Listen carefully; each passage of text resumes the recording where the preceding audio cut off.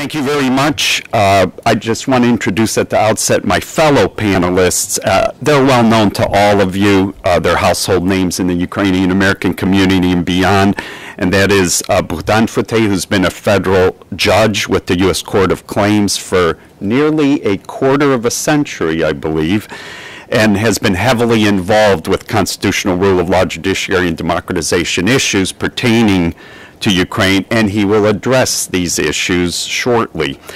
Nadia McConnell is president of the U.S.-Ukraine Foundation, which celebrates its 20th anniversary this year, and which really has been in the forefront of promoting U.S.-Ukraine relations, especially with respect to democracy, good governance, local governance, and civil society there, and Nadia will speak about civil society.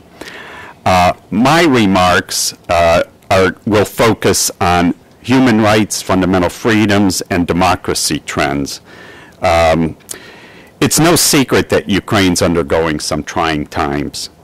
It has been creeping towards authoritarianism, and many say it's already semi-authoritarian.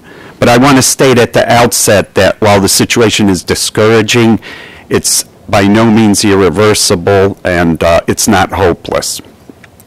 All of us, including at the Helsinki Commission, are deeply concerned by the backsliding we've witnessed over the course of the last year with respect to freedom of expression, freedom of assembly, pressures on the media, including the growth of censorship, pressures on some independent media, violence against journalists, attempts to curtail academic freedoms and that of institutions and activists who peacefully promote the Ukrainian national identity, the SBU harassment of NGOs, the flawed October local elections, which did not meet standards for openness and fairness, the lack of rule of law, the further politicization of the judiciary, which Judge Futey will no doubt address more, corruption, selective prosecution, and the list could go on and on.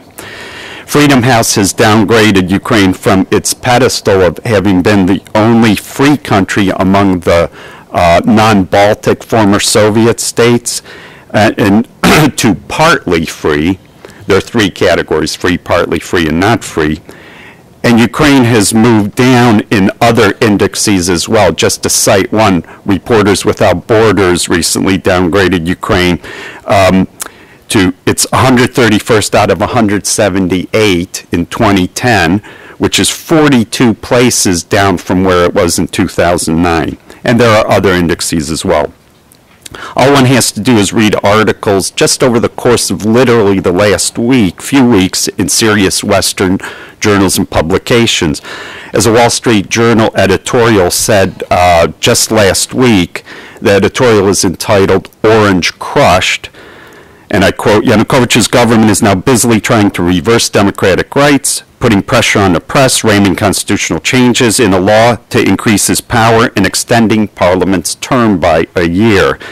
And by the way, this extension of Parliament's term was done rather untransparently in the Rada. It was a snap vote which caught the opposition by surprise, but we've seen that story before, including with the Kharkiv agreements back in April. Also, according to very recent research from civil society policy advocates and academics in Ukraine itself, the Ilko Kucherev Democratic Initiatives Foundation, the levels of democracy in Ukraine are almost as low as they were in the final year of the Kuchma administration, the famous year of 2004. Among the recent troubling developments is apparently politically motivated selective prosecutions. We've been hearing a lot about the increased pressure on opposition, which focus on charges of corruption against the previous Tymoshenko government. I won't go in detail except to say that one of them, Danylishin, the former economics minister, last month received political asylum in the Czech Republic, or against lower level officials, or those who used to be tied with the regions who reportedly had fallen out of favor, people who many say it was easy to throw under the bus. At the same time, the Procurator General's office has so far remained relatively quiet with respect to those with ties with the current government. And I think it's very important to go after lower level corruption. But if Yanukovych is serious about battling corrosive and massive corruption, which continues to truly haunt Ukraine and remains one of the top, if not the top, threat to Ukraine's democracy, prosperity, and, yes, its national security, he may want to start looking a bit closer to home.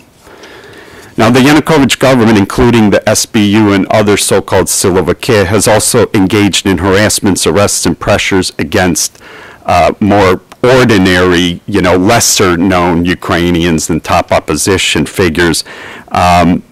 And I think what I'll do is to speed things up. I won't give some illustrative cases, but I could if need be. So Ukraine has been, no doubt, moving in an authoritarian direction, although I would again caution against concluding that it is fully there yet. It's certainly not on the level of Russia and Belarus, and I say this because I've been seeing more and more reports which almost seem to equate it with Belarus and Russia.